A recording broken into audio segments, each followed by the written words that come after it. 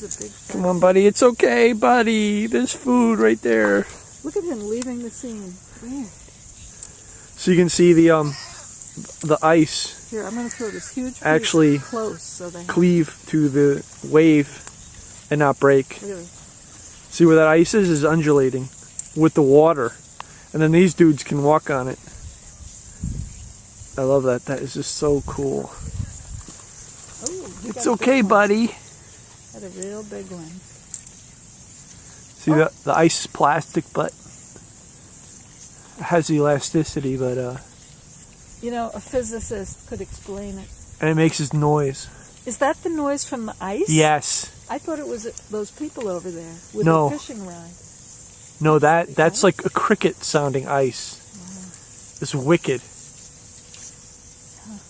It's probably like the thinnest the ice can go and cleave the waveage and support the weight of these things. And then it could break. They come in to dive bomb the bread. I'm so glad it didn't go to waste. No, it didn't. The bread's good. Goodbye, baby. It's Wacky Seagulls. I'm glad you were here. Where are the eagles, though? Yeah, where are the eagles? Bring the eagles.